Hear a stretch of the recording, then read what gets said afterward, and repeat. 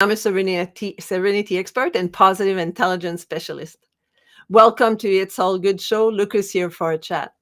My guest today is Leisa Q, and you'll get to know her a little bit later. And the reason why I call it It's All Good, because I feel that life is amazing. And regardless of what happened to you, there's always something good and positive in that situation that you can either learn something, which is positive when you learn something, or you can grow, or it's actually going to be positive in the end, and you don't know that yet. So just stay positive, keep saying it's all good, look at the greater, brighter side of things, and life will be amazing. I'm doing something for the next couple of weeks, and I'm part of a conference called the Next Global Virtual Conference. And the next one is January 11, 19, January 19th. And I'm going to have guests from speakers from that conference for the next several weeks until the 19th. So that'll give you an overview of who are going to be the guests there. And I invite you to join us at the conference. This is a big link. So if you're watching the video, just pause and write it down. And I'll have that in the chat also. So look at that big link coming up. It's the next global virtual conference.com/event details /our trainer, Denise Bellil. So I'll be the trainer during that event. And I invite you to join us, and you can get tickets and assist at that conference. It's going to be from, as I said, 6 to 12 Pacific and 9 to 3 Eastern. So, and if you want to work or see more of my show, you can go on my YouTube channel, which is youtube.com/Denise Bellil. And if you want to be on this show after the 19th of January, you can send me, book a call with me, tiny.cc/Denise, talk with Denise, and I'll be happy to have you there. So enough about me. Let's go to my guest, Leisa Q, and she's a love and happiness coach. So now, knowing me, she'll be a perfect guest for me, my show, and what I do, because we have so much in common. So let's welcome Leisa to the stage. Welcome, Leisa, from down under. Hi, Denise. Lovely to be here today. Wonderful. It's so good to have you. So now, love and happiness coach. I dig that. I love that.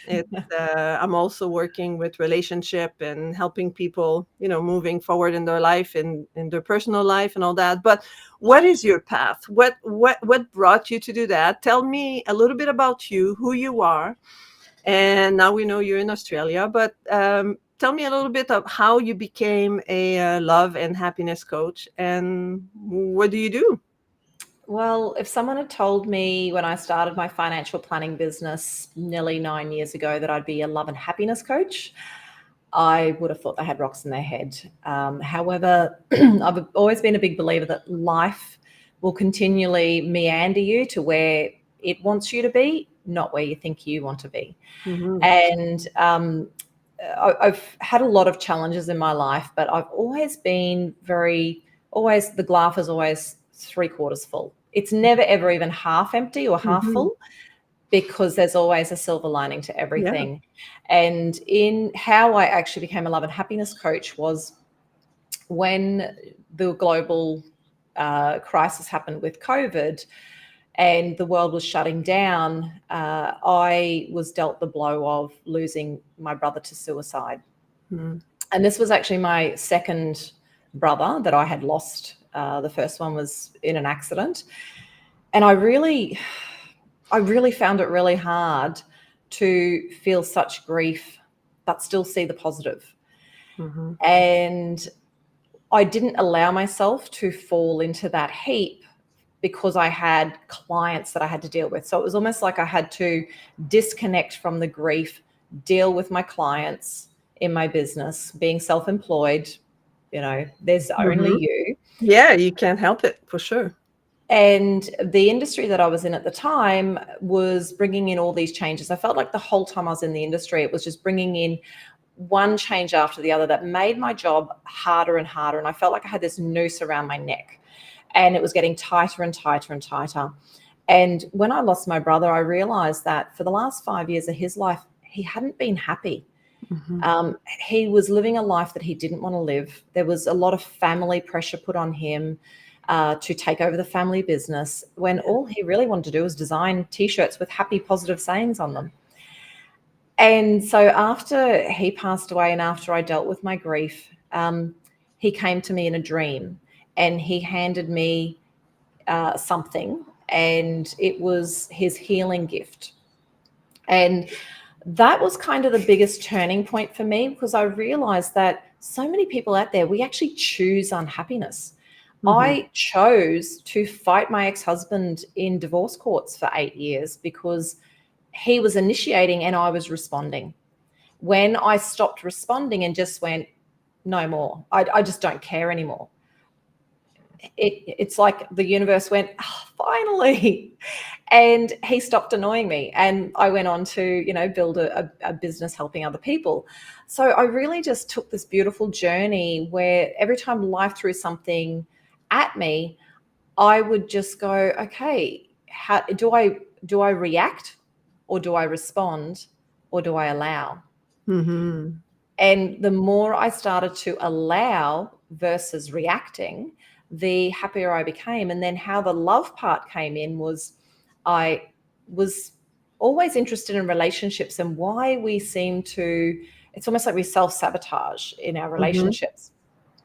And at the beginning of the year, I happened to just have this calling to go to the beach and have a swim. And that's not unusual. I live 3 minutes from the beach. I'm there most days. But this was an unusual day. And I hummed and hawed, and I'm like, oh, yes, no, yes, no. You know what? I'm going to go.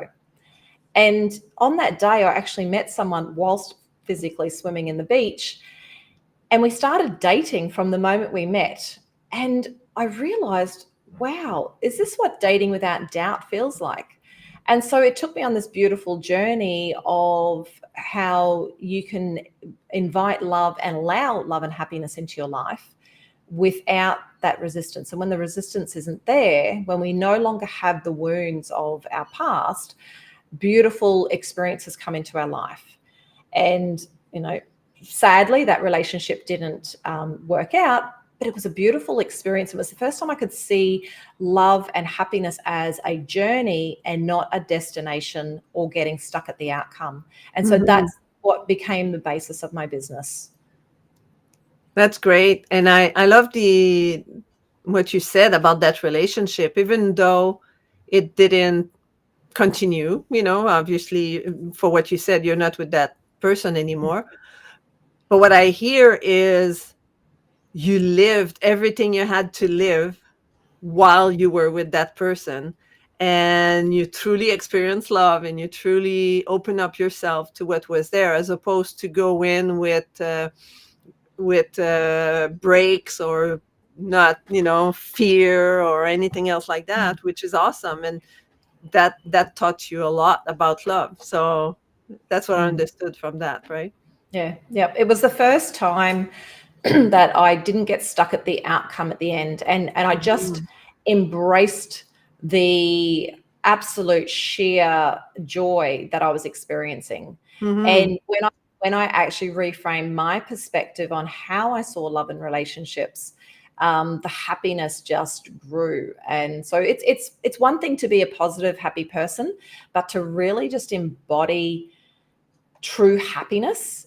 And even if it doesn't work out how you thought it was going to work out, don't get stuck at the Yeah. unhappiness. Mhm. Just go, wow, that was an amazing It's experience. all And, good.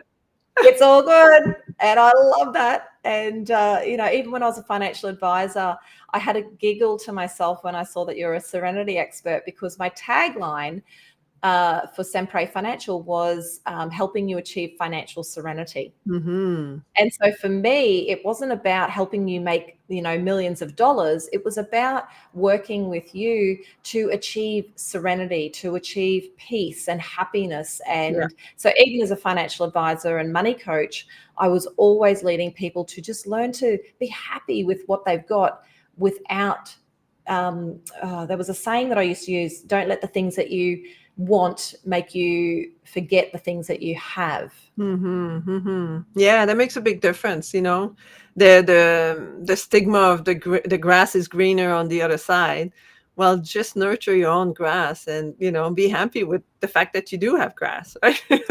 Oh, yeah. The grass is always greenest where you water it. Yeah, exactly. Exactly.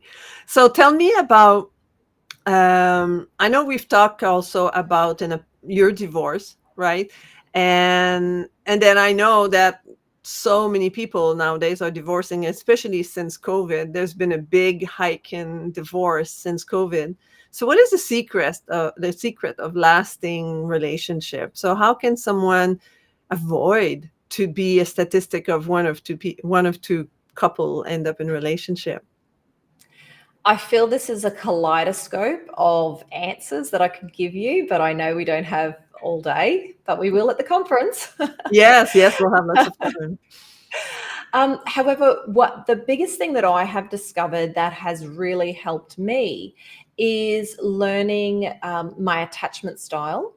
I was a huge fan in the late 90s and early 2000s. I really got into Gary Chapman's Five Love Languages, and to Mhm. I me, love that is that. a must read for everyone. Everyone. Mhm. However, when I learned the attachment styles, the lady's name forgets, Dorothy somebody. When I learned the attachment styles and realized why I was showing up in relationships the way I was and where it was going pear shaped and how they were showing up and where it went pear shaped for them. When you get to, because you're in the honeymoon bliss stage, like in the beginning, you're in that honeymoon phase. But then when we get into the power struggle stage, that's where we kind of butt heads. And that's often where people will jump out of the relationship. Mhm. And I know for me, my power struggle stage didn't come until after I was married, because a lot of us get married when we're still in that in love honeymoon feeling. And that feeling can last up to 2 years. So I got married within 18 months of meeting my ex-husband. So our power struggle stage didn't come until we had children. And Mhm. we never have predicted how that power struggle was going to show up. And it was very interesting because as an NLP and timeline therapist practitioner, I have learned not only what is my attachment style, but then how do we actually clean it up? And your attachment style is generally driven by wounds of the past, either your childhood, how you grew up, what relationships you had early in your life, and even your attachment styles can actually develop or grow through broken relationships in your teens and your 20s and your 30s and even into your 40s and 50s and beyond. So for me, it wasn't just about learning about my style. It was about then, okay, how do I go and clean up those wounds? And that's where I Mhm. specialize is, and then once you've done that for yourself, then you actually learn to have this compassion for where someone else is. Yeah. And you can go, oh, okay, so I see that as we were getting closer and closer, you started to pull back, and you can recognize that, and you can actually have compassion, and you then learn how to have the conversations, those uncomfortable conversations. That Yeah. I was a very avoidant personality when it came to relationships. The minute I felt like I was losing myself, or the minute I felt like they were getting too close or my freedom was being taken away from me, I would back off. You would Mhm. literally hear reversing beeps. Yeah. But when I met somebody like the gentleman that I met that day in the ocean, I am like all in. I'm 110% in, head, fingers, toes, everything. But yes, when what I recognized was as soon as the relationship started to get too intense, I was out of there. And Mhm. so learning that about yourself, you can recognize the triggers, you can recognize the signs, and then you can learn to recognize those in others. But for me, it's about cleaning up the wounds that are causing those triggers. Yeah, I like what you're saying because, um, like as I mentioned earlier, I do also work with relationship and people, and what I always say is, instead of pointing the finger, like I said, when you point the finger, look, there's like three or four of them pointing at me, right? So I say, well, take care of yourself. Like if there are things you don't like about the relationship, ask yourself why. Ask yourself, what is it in me that has a blockage towards that situation? And so how does healing oneself can heal others and in your life and in your relationship? Mm. Healing yourself, look, everything I do, the basis of everything I do is always about putting that mirror back on me. Mhm. And when you heal your wounds, you raise your vibration, and then you're going to, like attracts like. So when I was first divorced or first separated, I was angry. I was, fighting my ex-husband, and, uh, angry at the world, going, like, how did this happen? And what I was attracting when I was going out on dates was people who were angry at their Of course. ex-wives. Yeah, yeah, of course. And so we would just have this conversation about, oh How yeah, angry you were at this my and that. ex did this and my ex did that. And then I realized that I didn't want to go out on a date, and I didn't want my first conversation with my future partner to be about how much I hate my ex-husband. Yeah. Because truth be told, I didn't hate my ex-husband. I still loved my ex-husband. I just didn't Mhm. like what he was doing, what I felt like he was doing to me. And it wasn't until much later, and I'm going to talk years later, that I realized that I was allowing Mhm. him to do that to me Yeah. because I was reacting. Yep. So it was once I turned it on me and went, well, what am I doing that I can change in order for this to go away? Exactly. Yeah. Yeah. So it's I've completely forgotten the original question. So how does healing oneself heal your Yeah. life and your relationship? Yeah. So in my business, I work on vibrational energy. And Mhm. I have this theory that, if I've met you here and I start working on myself, then my vibration's going to rise. So you've Mhm. either got to rise with me or you've got to fall away. Mhm. And I have I've had a beautiful experience this last couple of years with a gentleman that I met. And it's like the universe brings us together when we're vibrating at the same level, and we're a catalyst for each other's change. But what happens is, because he chose to stay in a toxic situation after we met, he stayed here and I kept vibrating up. And then, so he'd drop away. And then he would do some work on himself, and then the universe would bring us together when they felt like we had more work to do.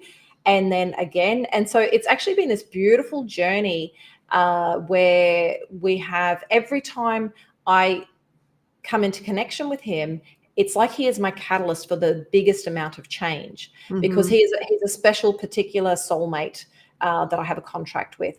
So every time I work on myself, I bring in a much happier, more positive, more enjoyable experience, because I'm bringing in higher vibrational people. So the more you work on yourself, and the more you can go, well, I'm not going to blame anybody. Mhm. And I'll give a good example of this. Like a couple of months ago, I actually broke my arm. It's only just literally come out of the cast 2 weeks ago. Now, how I broke it was, I was doing an exercise at the gym, and I was instructed to do it again, and I wasn't feeling well. And anyway, this person insisted that I do it again. And I'm like, so I did it again. And of course, second time round, broke the arm, drove myself to the hospital. Yep, it's broken. And I was really angry, not so much at the person who instructed me to do it. I was angry at myself for not pushing back and going, no, I'm not feeling well. There's no need to do that second Mhm. exercise. Mhm. So, whilst I, yes, initially, and everyone would be angry at the instructor, and trust me, I was angry at the instructor, but I was more angry at myself. So when I turned it Yeah. back on myself and I said, well, Lisa, you still had a choice. You could have pushed back, but you need to clean up your boundaries, because I teach boundaries for a living, but I'm not Yeah. always so Yeah. good at putting them in place for Yep. myself.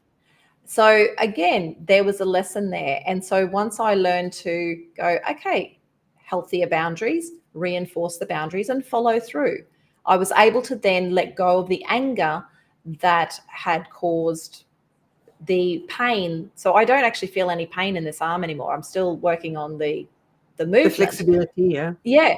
So in my business, if your pain lasts more than 8 weeks after the original injury has healed, there will be an emotional component to what's actually Mhm. causing the inflammation. So Yeah, finding, yeah, I've had a teacher that used to say that the issues are in the tissues. Oh yeah. So meaning that, your energetic storage of negative feeling all over your body. So if you have a bad knees where there's some issues in there that needs to be resolved. And a lot of time, if you succeed to resolve that issue, then all of a sudden, miraculously, your knee doesn't hurt, right? I don't Yep. know how it happened. My knee doesn't hurt. And I'm Yep. happier into that section. So how do you help people um, release those negative um, feelings or energy in different part of the body to store traumas? How do you support people with that? Um, when I'm working with clients one on one, we utilize timeline therapy and hypnosis are my favorite modalities because, especially timeline therapy, because what I've discovered, and this was life changing for me when I was training, is sometimes the negative emotion isn't from this lifetime. Sometimes it is generational. We actually pass down, you think about it, when your grandmother was pregnant with your mother's eggs that created you were already inside of her. So anything that your grandmother was experiencing can be passed down to your mother and then and down to you. So what I love about timeline therapy is we can actually go in and clean up any generational trauma. I recently did generational clearing for myself and past lives, necessarily what's happened in this lifetime, because, and I do get challenged on that a lot. It's like, well, if people don't believe in past lives, they generally won't be working with me, because I believe in, you've got to be open to whatever is going to work. And the unconscious mind doesn't know the difference between reality and made up. So Mhm, it's, again, mhm, it's just that mindset. If we can work with the mindset. So my favorite modality is timeline therapy, because timeline therapy, the changes that we get can be instant. mhm, I can clear out generations of anger in the space of a 15-minute session. mm. Now, there's a lot of pre-work that goes in before that 15 minutes, Yeah, yeah. but the actual act of removing the anger can happen that quickly. Mm. And to Amazing. me, that's powerful. I have had clients that have been in therapy for 10 years. And I believe in therapy. I've been to therapy, and talk therapy is a thing, and it's a very much needed thing, and it has its place. However, if you're not getting results after 10 years, you need to look at something different. And I've had Mhm, people come to me after 10 years of therapy, and we've done the timeline therapy, we've utilized hypnosis, and within 30 days, they are a completely different person. And this one particular client that I worked with this year, he had recognized that he kept showing up in relationships and having the same issues. So he recognized that it's me that I need to work on. mhm, And one of his mhm, ex-girlfriends told him that, and he's like, oh, maybe I do. And when he came and worked on himself and cleared out what was actually causing the problems, he then went on to actually meet someone completely different and is now having a different experience. And he said, it's interesting, Leisa, because, and I do values work as well. So I always go, what's important to you when it comes to relationships? Because when you know your values, if someone is showing up and they're not actually matching your values, then you get to have that conversation around it, or you go, they're not the right person for me. mhm, mhm, And to be able to, in those early honeymoon phases, not get carried away with the, often the physical attraction, and be able to recognize and go, well, communication is my highest value, yet you're taking 2 weeks to return my phone calls. You don't think it's appropriate to pick up the phone and speak to me. You'd rather send me emojis.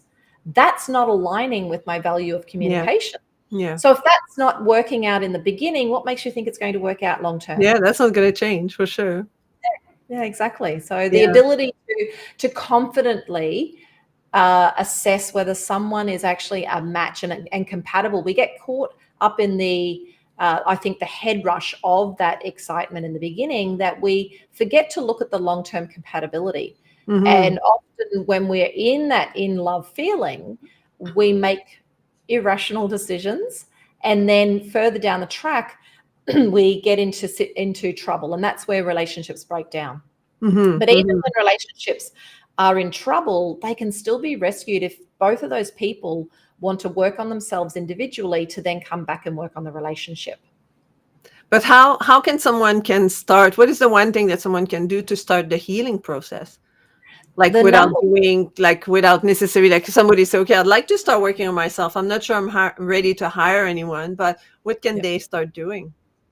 The number one thing you can start doing is get out of the blame game. When we sit in the blame game, like, well, they did this to me, if it Mm-hmm. wasn't for them doing this, then I wouldn't feel this way. Mm-hmm. When you can actually, as we talked about before, turn the mirror back on yourself and go, okay, well, why is this happening for me instead of why is this Yeah. happening to me? Yeah. Yeah. That, honestly, if you say that one sentence to yourself, why is this happening for me? And then ask for the answer to just be revealed. Yeah. And stop blaming other people for your unhappiness. Mm-hmm. If you can do that one thing, that is when life will actually start. You will notice a change. You'll even notice a change in yourself. Yes, And of that course. that to me, once I stopped asking the question, why is this happening to me, and started asking, why is this happening for me, it was easier to put that mirror back on myself. And also give yourself the permission to feel what that feels like. Yeah. Too often we want to discount the feeling, but if you actually allow yourself to feel the emotion and bring it to the surface, it's going to be a lot easier to then let go. It may be Mm-hmm. uncomfortable feeling it, but it'll feel better on the other side. Yeah. Initially, it's like what I started doing 25, 6 years ago is I've decided to be 100% responsible for what happened to me. So I stopped saying it's not my fault.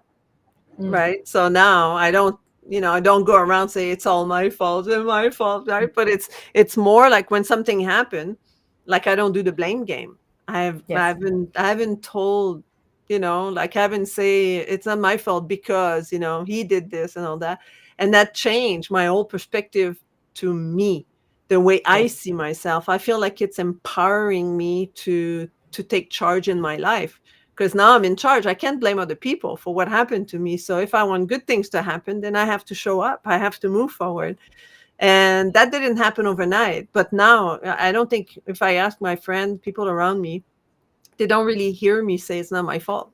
Right. Mm. Like I say other things, like, oh, I put myself in that situation or this happened, but I don't blame. I don't say, Yeah. like it's oh, it's not me. I didn't do it. Mm. And that changed everything for sure. It makes a huge difference in someone's life for um, just giving yourself power Mm. to be the person you should be, because we all have amazing power. But when we blame others or when we point the finger at others, we just like, it's almost like a ray of giving your power away and giving your power away, and then you feel Yep. deflated and you feel defeated, right? Absolutely. Yeah. It's yeah, and like you said, it doesn't happen overnight. Like, my journey has taken probably about 8 years Hmm. to get to where I am, Yeah. but just starting with that, getting out of the blame game, and finding the positive, even in the worst of situations, you can always find a positive. Yeah. Yeah. There's always something. Always. And if Yeah. the positive is that you're learning something, that's positive, right? Oh, Even if there's not like, oh, because this happened and something positive is going to happen to me, well, the positive might be just that you're learning something. Be curious about, what am I learning here? yep. I love that. Absolutely love Wonderful. that. So Yeah. what is, like, now, one tip that you can tell people before we go? And I know you have a gift for us, and we'll talk about how people can reach you. But like, what is the one thing you could say to conclude that, and maybe get people to come to our conference on January 19th? So Oh, putting me on the spot here. yeah, of Okay, so course. one tip. I love when I'm not when I yeah, because even love and happiness coaches have their down days. So when I'm not feeling, 100%, or I'm feeling a little bit off, Hmm. I go and do something that shifts my energy really quickly. So I'll put on, I grab my playlist and I'll hit shuffle, and I'll ask for, okay. And I talk to both my brothers in spirit every day. And every morning I go, right, boys, what's our theme for today? And I'll hit shuffle. And some days I go, "Oh, really?" But I just go with it, and I actually just dance. Yeah. When you move your body, it's like they say, shake it out. I love Jim Quick always goes, shake it out, Mm-hmm. and I love that. So for me, when every day we can find something to be grateful and happy for, Yeah. and when we are appreciating instead of whinging, you will raise your vibration instantly. So my one tip to give away is, because I know with our conference it's all about action, taking action. We're not Mm-hmm. just going to talk at you, we're going to be talking with you, and we're going to be getting you to workshop. Yeah, it's So a conference workshop, so people will yes, actually be involved and working on themselves and growing during that conference. yes. And that's, to me, that's amazing. I have, how many conferences, Denise, have you been to where you just take all these notes and then you get home, you throw it, Yeah, over you there don't with get a anything out of pile it, of everything else, and for you sure. never actually implement anything. Yeah. That's what I loved when I signed up to be a speaker in this conference. It's because I loved the concept that we're going to workshop with you. So for me, the number one thing that you can do is take action. And Yeah. it doesn't have to be a big action. It can literally be as easy as walking out your front door and bathing in the sunshine. If you're somewhere like me where it's gorgeous God, sunshine, I wish. I mean, it's 27 degrees at 6 o'clock in the morning, and that's Celsius, by the way. I don't Yeah. know what the Fahrenheit conversion is. But, it's boiling hot outside. But even just going out and putting the sun on my face for Mhm. 5 minutes Yeah. is going to shift you into a much better headspace. Yeah. That's So, awesome. yeah, so taking action is, yeah, one of my favorite tips. Wonderful. So now I'll show how people can reach you. So they can reach you on Facebook and Instagram, and it's a relationship done differently. I like that. Yep. So you can reach her there. So go look on Facebook or Instagram and type it in, and then you'll find her. And you have a gift. Tell us a little bit about your gift, which is 5 step to true happiness. What will they find there? What you will find in there is a lot about what we've talked about here today, and just how we can actually, when you reframe your perspective on how you see things, life will literally start to change. Hmm. So there's a few tips in there. There's 5 steps of things that you can literally be doing straight away, and they don't cost anything. That's the beautiful thing. Not only does the ebook come free, everything in that ebook is free to do. It doesn't cost you Wonderful. anything to implement this, and it will literally just get you to start thinking. What I love doing with my, with my clients and my audience is getting you to think about things differently. And on my Facebook and Instagram, it's pretty much the exact same material, because once Instagram and Facebook said you can cross post, I'm like, Hmm. yay. Yeah. Uh, but I tend to do like a daily, well, not quite daily. And since I broke my arm, there's been hardly any. But there is a Hmm. huge library there of just quick 60 to 90-second videos, posing a question, giving you an example. And, I always encourage, and I did a video the other day, I'm going on holidays with my children next week. And so I'm not going to be doing a lot of live posting because I'm going to be traveling with teenagers. But there's a plethora of videos to get you to start rewiring the way you see the world and Hmm. how you've been showing up in the world. Yeah. That to me is my favorite thing to do. Is I want to inspire you to start thinking differently. Yeah. Yeah. Because too often we get, like, I give the example to people like living in the Canada in winter and all that. It's like driving in snow, like if everybody drive in the same track, right? Once you have to change lane, it's really hard because you've been Mm. driving on that track all day long, and then you have those big bump that you got to go through. But it's okay to shift lane. It's okay to think differently. It's okay to build yourself a new pathways in your brain of the way you think, in order to change your behaviors, because everything starts in here and then Yep. the rest will flow. So I love that. I'm going to download this 5 step and check it out for sure. So thank you Excellent. so much, Lisa, for being here. So I'll put the link in the comment in YouTube. So go check our YouTube channel for how to reach Lisa also, and how to sign up for the conference. And stay there, Lisa. I'll be right back with you. I'm just going to say goodbye to everyone. So thank you so much. That was an amazing talk about how to really get to know yourself and to heal yourself in order to heal your relationship and the life around yourself. I really enjoy that. And I also have a gift for you, and it's a checklist about starting over a checklist. I've been working, as I mentioned throughout this show, that I'm working with people in relationship, and also people that have changes, whether you just become a newly widow, newly divorced, or your kids have just left the house to go to college or going to work, and you're in big transition.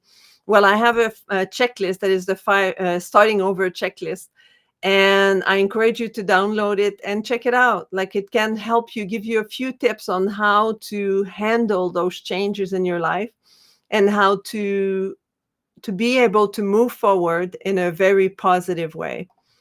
And again, I mentioned the YouTube channel. So make sure you go on our YouTube channel at Denise Belil at YouTube. And then you can find all my previous video. You will find this video there in about an hour. So if you've been watching it on live, you can go back on YouTube. I'm going to take it from here and I'm going to put it on YouTube, and then you can go check it out. And if you want to have a chat with me, well, tiny.cc/talk with Denise. So I look forward to for our next episode for the next few weeks until the January 19. We'll have guests coming up that are part of that conference.